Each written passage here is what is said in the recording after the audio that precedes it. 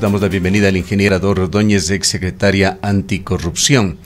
Una de las formas de medir el éxito del combate a la corrupción es en cuanto a la recuperación del dinero que se ha perjudicado al país por motivo de actos de corrupción. La corrupción directa que se lleva miles de millones de dólares y los problemas que genera por falta de una adecuada contraloría, tanto oficial por parte del Estado como de la sociedad civil, que permite que se hagan obras entregadas a dedo en medio de escándalos que tienen que ver con coimas, sobornos, etcétera, etcétera, generando un gravísimo problema para el país. Quisiéramos, ingeniero Ordóñez, recapitular lo que se ha hecho en materia anticorrupción en el país en los últimos años, qué resultados se han tenido y evaluar esta nueva propuesta que la hizo pública el día de ayer el presidente de la República, Guillermo Lasso. Bienvenida. Hola Gustavo, hola Rosana, buen día. Gracias por la entrevista y el espacio. Tenía algunas dificultades, no le escuché al inicio, por eso había apagado la cámara. No sé si me escucha. Sí, perfectamente. Perfectamente. Queríamos que se refiera justamente a las iniciativas que se han dado en los últimos años para combatir la corrupción en el país y los resultados que se tuvieron. Bien, han existido algunas iniciativas. Ustedes recordarán también a la Comisión Cívica de Lucha contra la Corrupción, que tuvo resultados favorables, resultados muy positivos cuando pusieron en consideración de los entes de investigación algunos casos emblemáticos además. El gobierno anterior, en el inicio de su gestión, también planteó una comisión anticorrupción que lamentablemente no tuvo resultados. Posterior a ello se creó la Secretaría Anticorrupción, que asimismo puso en consideración de la Fiscalía algunos de los casos. Eran más o menos unas 200 causas a las que les dábamos seguimiento. Pero yo creo que uno de los temas más importantes que la Secretaría manejó fue el intento de conformación de la Comisión Internacional de Lucha contra la Corrupción. Y ya me voy a referir a detalle a eso. ¿Por qué? Porque he revisado la propuesta del Ejecutivo de conformar esta nueva comisión para que se implemente la política pública de lucha contra la corrupción. Es un documento interesante desde el ámbito investigativo, desde el ámbito de la recopilación de información que existe y que además ha sido motivada por organismos internacionales como la OCDE, las mismas Naciones Unidas, documentos internos del Banco Mundial, y permite visualizar a detalle el diagnóstico de cuál es el problema en el Ecuador para que existan delitos de corrupción. Por ese lado me parece muy interesante el trabajo que ha hecho Luis Verde Soto. Sin embargo, lo que me preocupa es ya la propuesta de esta nueva comisión y sobre todo cómo está estructurada, ¿no? Y cuáles son sus competencias. Un tema importante que sí debo resaltar es el planteamiento de fortalecer ciertas instituciones, por ejemplo, la Fiscalía, que eso es algo que nosotros también lo planteamos en su momento, la Procuraduría y la Contraloría. Ahora, punto aparte y análisis aparte merece la Contraloría. ¿Por qué? Porque se está eligiendo, en este momento se está... más bien estamos en el mecanismo, estamos atendiendo al mecanismo y al proceso de selección del nuevo Contralor o Contralora. Ahora, este proceso está siendo observado desde incluso la aprobación de su reglamento. Ahora se están conformando los comisionados, que son 10, 5 vienen de las funciones del Estado, 5 los pone la sociedad civil con sus principales y suplentes. Estos comisionados, a su vez, para febrero van a convocar al concurso a Contralor. Ahora, el Contralor también es parte de esta comisión. Es parte de esta comisión el procurador, es parte de esta comisión el presidente y los representantes de las diferentes funciones. Ahora, ¿qué pasa si, por ejemplo, existe un acto o un delito de corrupción que se haya identificado en uno de los ministerios? Se me ocurre, no digo que exista ahora, tampoco digo que no pudiera existir, ha pasado durante las últimas décadas, pero ¿qué pasa si eso se identificara con la representación o como miembro de esta comisión, estando el presidente, estando, por ejemplo, el presidente de CONAGOPARE, el representante de la Asociación de Municipalidades del Ecuador, que, ojo, Gustavo, normalmente se elige por coyunturas políticas. Esto lo sabe todo el mundo, ¿no? Cuando hay apoyo del Ejecutivo, pues hay la posibilidad de tener este organismo que no siempre tiene total independencia. Entonces, ¿qué pasa si hay un caso de corrupción que necesita investigarse y que viene del Ejecutivo o que viene probablemente de un mismo gobierno local, ¿no? Que estaría representado por el presidente de AMI? Entonces, esa es mi preocupación. ¿A dónde voy? Otra cosa también, la sociedad civil está representada como observador, los medios de comunicación, los gremios, las superintendencias. Solamente, por ejemplo, solamente voz y sin voto, ha dicho el presidente. Exactamente, solamente voz y sin voto. Ya la sociedad civil ha tenido voz en la misma comisión cívica, ha tenido voz a través de las diferentes fundaciones, a través de ONGs, a través de foros. Las universidades también han planteado debates académicos, pero no queda más que en eso, en el diagnóstico que, repito, está bastante bien hecho, pero cómo se operativiza esta comisión, además acompañada por las Naciones Unidas y acompañada por la cooperación alemana, que tendrán buenas intenciones también, pero nosotros ya tuvimos una experiencia con las Naciones Unidas. El gobierno anterior depositó $1 millón para poder acompañar el trabajo de la Comisión Internacional de Lucha contra la Corrupción y no se logró ejecutar por la propia burocracia internacional, y debo decirlo claramente, de las mismas Naciones Unidas, que tienen mucho cuidado cuando hay que invertir $1 que les remite los estados. Entonces se vuelve un proceso largo. Además, ¿cómo se va a implementar esta política? ¿Solamente para este gobierno? ¿Cómo se la deja como una política que se mantenga en el tiempo? ¿Debería ser una ley? Entonces, ¿cuáles son las lecciones aprendidas? Porque yo creo que esto es importante. El documento habla de que esta no es una comisión como las anteriores. Me parece un error, porque yo debería ver cuáles han sido las dificultades de las comisiones anteriores y cuáles han sido los aciertos, por más pequeños que sean, o cómo se puede mejorar algún proceso. Creo yo, Gustavo, y esa es una visión muy particular, que debería retomarse la propuesta de comisión internacional. ¿Y cómo se lograría esto? Dándole total poder y total independencia a esta comisión. ¿Y cómo se da este proceso?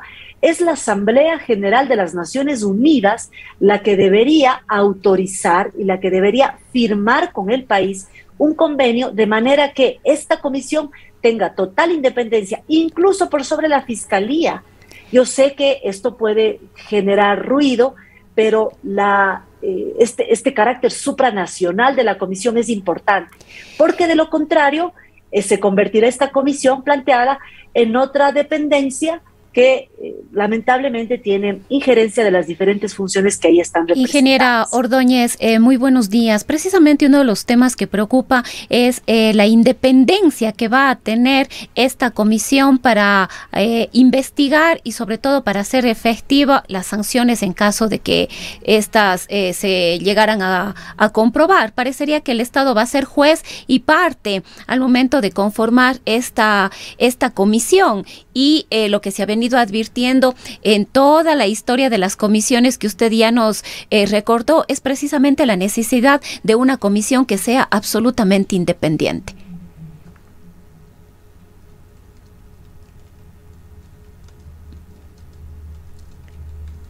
Parece que perdimos la señal con la ingeniera Ordóñez.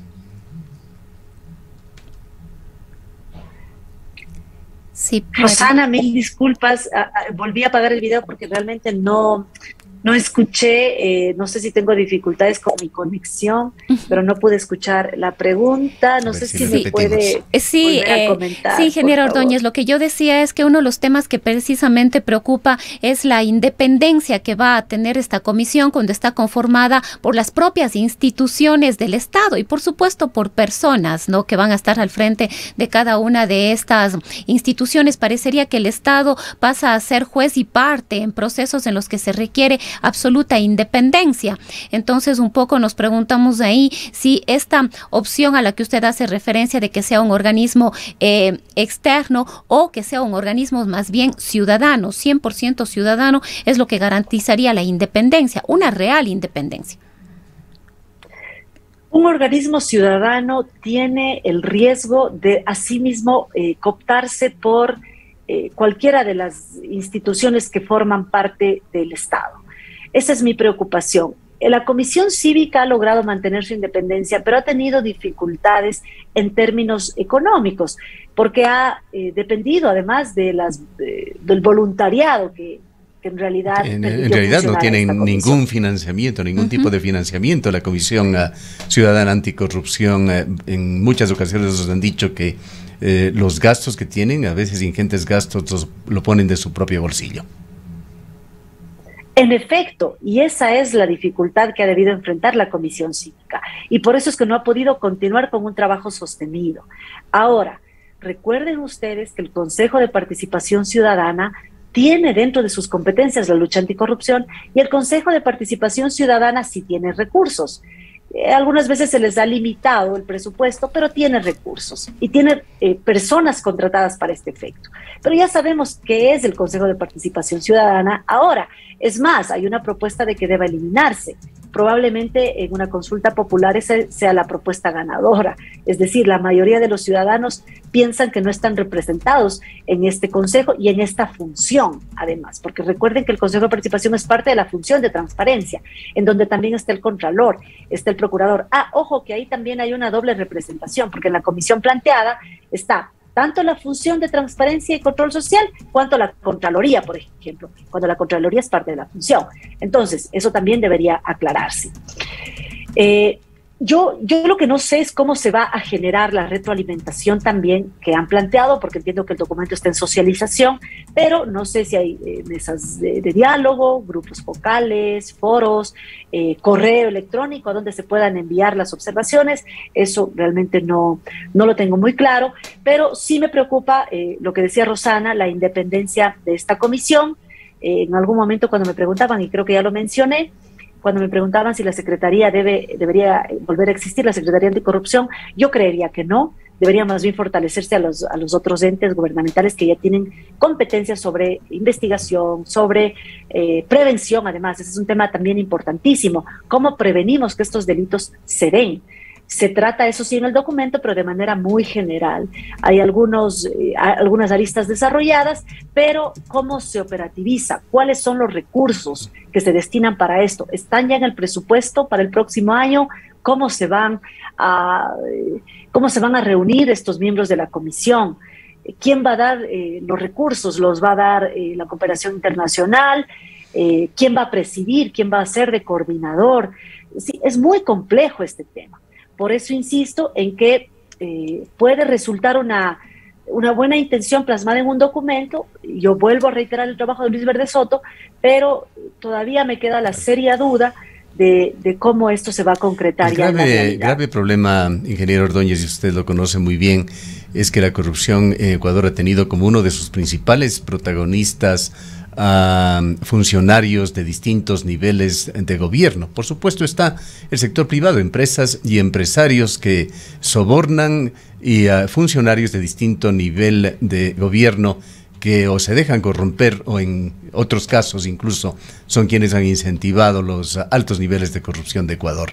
El presidente Lasso cifra el perjuicio durante el gobierno de Rafael Correa y de Lenín Moreno a unos 70.000 millones de dólares. Se ha ratificado el presidente en diversas ocasiones en esta cifra. Y de allí, al tener este alto grado de protagonismo, elementos del gobierno, de los gobiernos de turno, se genera especie de conflicto de intereses, de poner al gato a cuidar la despensa, al crear o a proponer el presidente Lasso una composición de carácter institucional, una comisión oficialista para supervigilar este grave problema. Y esto genera el otro tema que es parte también de la corrupción y gravísima, el de la impunidad. Pues en Ecuador los peces gordos, como se dice coloquialmente, quedan impunes. Allí tenemos esta situación en la cual un presidente de Ecuador está prófugo, otro vicepresidente en la cárcel, pugnando ya por salir. Quien le sucedió a Jorge Glass también fue condenada. Lenín Moreno en un autoexilio. Esa es la situación que se está dando. ¿Cómo proponer algo diferente y efectivo que pueda restaurar de alguna manera la fe de los ecuatorianos? recogiendo nuevamente el criterio que he compartido respecto a esta comisión internacional. Yo creo que ese es el mecanismo idóneo.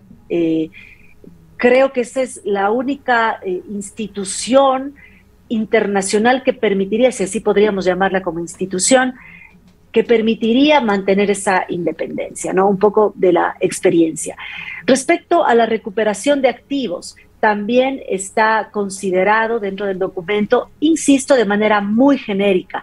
No se habla de cuál proceso específico se va a implementar para poder repatriar esos recursos, que en algunos casos están identificados, que en otros, fuera del país, que en otros casos están en el país siendo patrimonio de los tomadores de decisión en su momento y que fueron parte de los gobiernos anteriores. Esas dificultades que ni la misma ley de extinción de dominio que fue aprobada facilitaría que este caso se dé, porque además la ley no es retroactiva, sino será para los delitos que se cometan de aquí en adelante. Muchos aspectos que tienen que considerarse. El documento también habla de un sistema nacional anticorrupción. Ya lo trabajamos, decía, estaban identificadas las instituciones que tenían determinadas competencias, pero lamentablemente eso ni siquiera se ha revisado. Entonces es volver a foja cero cuando ya habían algunos pasos caminados.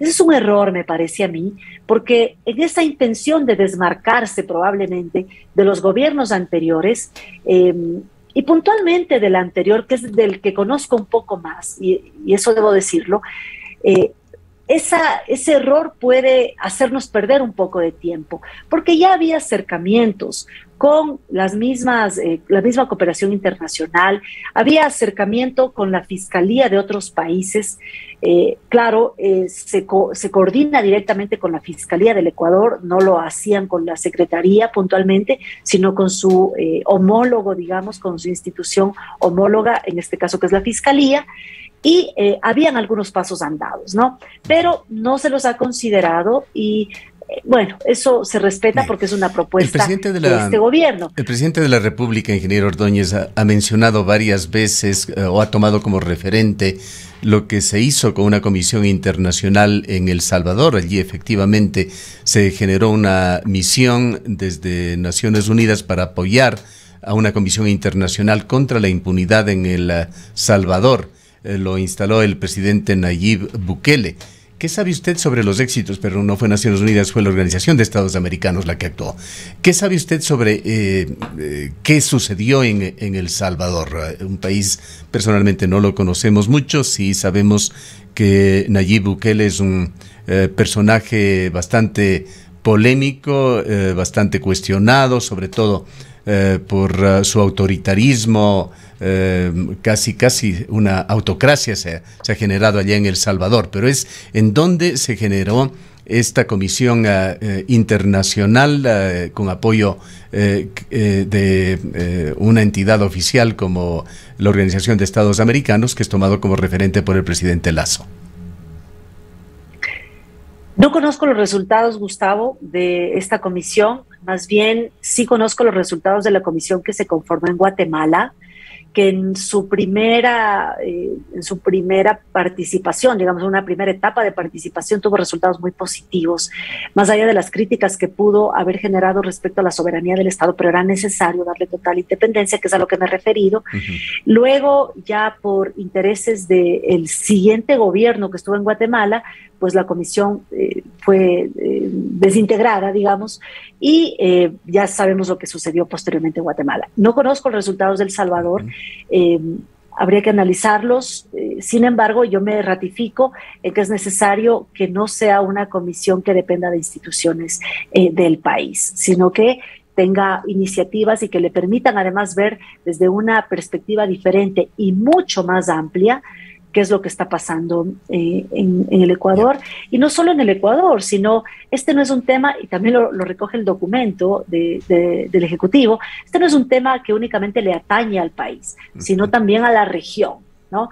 El caso de Brecht es un ejemplo clarísimo de eso, en donde la incidencia de estos delitos y el requerimiento de coimas y de porcentajes y de sobreprecios en la contratación pública era el común denominador en la contratación pública de varios países, ¿no? Una de la información región. Entonces no es un final, tema que le atañe únicamente al Ecuador. Una información final, ingeniero Ordóñez, para quedarnos por lo menos con una cifra clara. ¿Cuánto logró recaudar la Secretaría Anticorrupción cuando usted estuvo al frente? Y a esto habría que sumarlo quizá aquellas multas que se impusieron a los protagonistas condenados justamente en el caso Odebrecht o caso Sobornos 2012-2016. A ver, de la recuperación más o menos son de 13 millones de dólares que estaban en las cuentas de Inmobiliar, y eso solamente en lo que sí se transfirió, digamos. Pero en lo que consta, por ejemplo, como glosas, en la Contraloría tiene cerca de 900 millones de dólares determinados en glosas, y aparte existen ya en sentencias en firme aproximadamente 200 millones de dólares en varios casos, ¿no? Uno de ellos es el caso Petroecuador, que es el que usted ha hecho referencia, y que están por recuperarse, ¿no? El problema ahí precisamente radica en identificar estos bienes y poder incautarlos, porque si bien están decomisados, no ha sido posible todavía el remate, digamos, porque en algunos casos no existen los mandamientos de ejecución de estas sentencias, y algunos de los procesados están ya por salir en libertad, ¿no? El caso de Glass es uno de ellos, el mismo tío de Jorge Glass, de Rivera, que también entendemos que está... Fue liberado ya la noche de ayer. Entiendo que está... Así es, entonces la recuperación tiene de libertad esos casos condicional en que su quedan casa. Determinados. Así es.